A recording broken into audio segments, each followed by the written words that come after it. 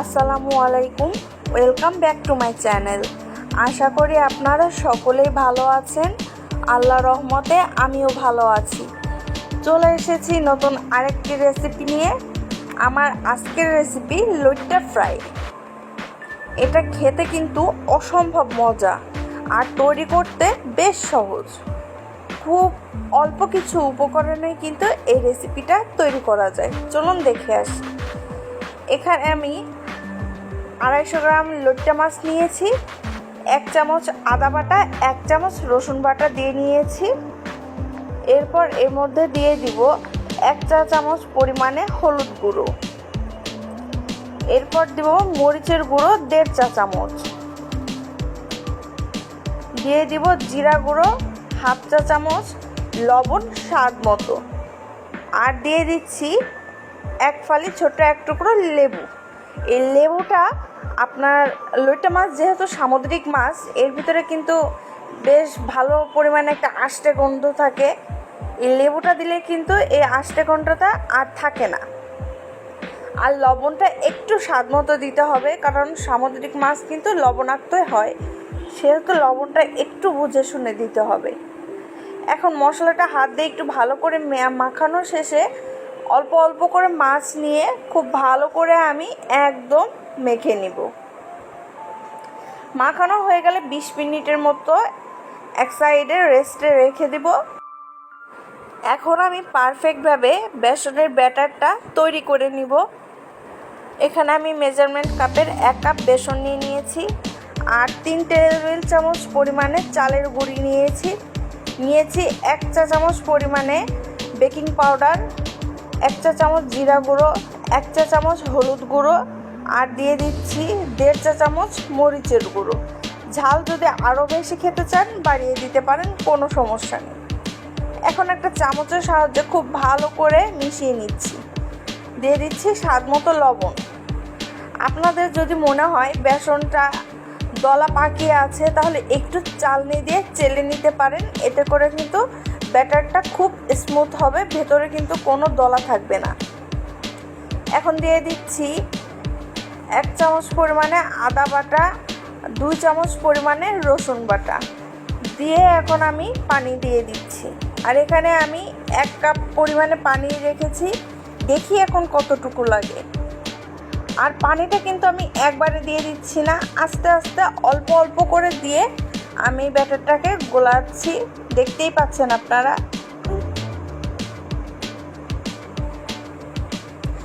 আপনারা চাইলে কিন্তু সেম একই প্রসেসে এভাবেই বেসনের ব্যাটারটা তৈরি করে কিন্তু আপনারা চাইলে বেগুনি, আলুর চপ যেটাই বলুন না কেন আপনারা তৈরি করতে পারেন, কোনো সমস্যা নেই।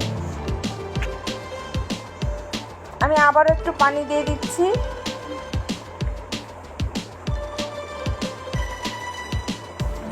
এখনো কিন্তু ব্যাটারটা বেশ ঘন রয়েছে।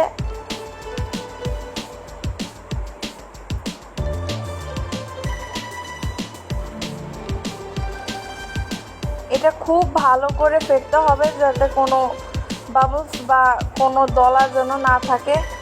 দেখতে পাচ্ছেন একটা আঙ্গুলে উঠিয়ে দেখাচ্ছি কতটুকু ঘন রয়েছে। এ পর্যায়ে আমি ছোট্ট একটা ডিম দিয়ে দিচ্ছি। ডিমটা অপশনাল, দিলেও চলে না দিলেও চলে, তবে দিলে কিন্তু খুব ভালো লাগে খেতে। এখন আবারও চামচ দিয়ে ফেটিয়ে নিচ্ছি। আর ডিমটা দিব বলে কিন্তু পানিটা একটু কম দিয়েছি। আর পানিটা কিন্তু আমার প্রায় 1.5 কাপের মতো লেগেছিল। এখন আপনাদের একটা আঙ্গুল দিয়ে দেখাচ্ছি, দেখতে পাচ্ছেন।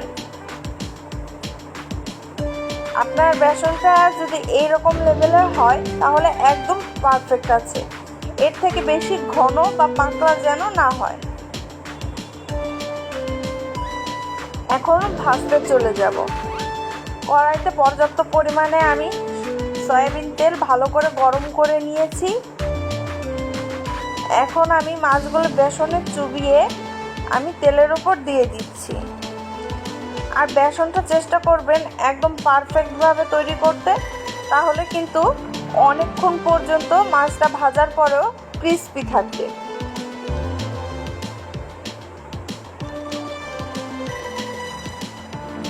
আর একটু ফাঁকা ফাঁকা করে দিবেন, না হলে একটার সাথে আরেকটা লেগে যাবে।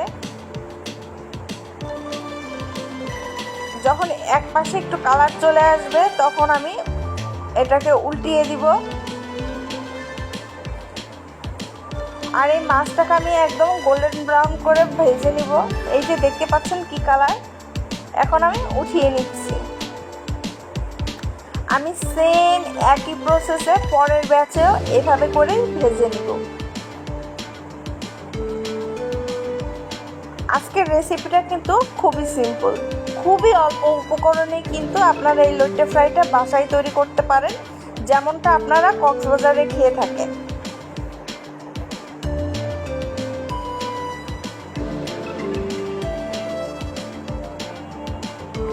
আর চেষ্টা করবেন মাছটা যেন ফ্রেশ হয়, তাহলে খেতে কিন্তু ভালো লাগে। যে কোনো জিনিসই যদি ফ্রেশ হয় তাহলে খেতে কিন্তু ভালোই লাগে। আর চুলার আঁচটা এখানে আমি রেখেছিলাম মিডিয়াম টু হাই আঁচে, আমি এটাকে সুন্দর করে ভেজে নিয়েছিলাম। আবার হাইতে রেখে ভাজতে যাবেন না, তাহলে কিন্তু উপরে কোটিংটা মচমচে হবে কিন্তু ভিতরে মাছটা কিন্তু সিদ্ধ হবে না।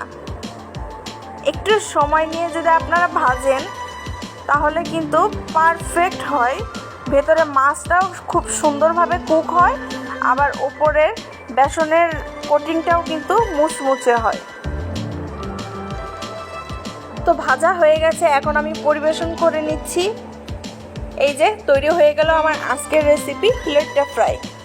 কেমন লেগেছে আপনাদের কাছে আজকের এই ভিডিওটা? যদি ভালো লেগে থাকে অবশ্যই আমার চ্যানেলটা সাবস্ক্রাইব করবেন এবং ভিডিওতে লাইক দিতে কিন্তু ভুলবেন না। আর ফেসবুকেও আমার ছোট্ট একটি পেজ রয়েছে রিশাস রান্নাঘর নামে, সেখানে আপনারা চাইলে ফলো করতে পারেন। তো আজকে আর কথা বাড়াচ্ছি না, এখানেই বিদায় নিচ্ছি। আল্লাহ হাফেজ।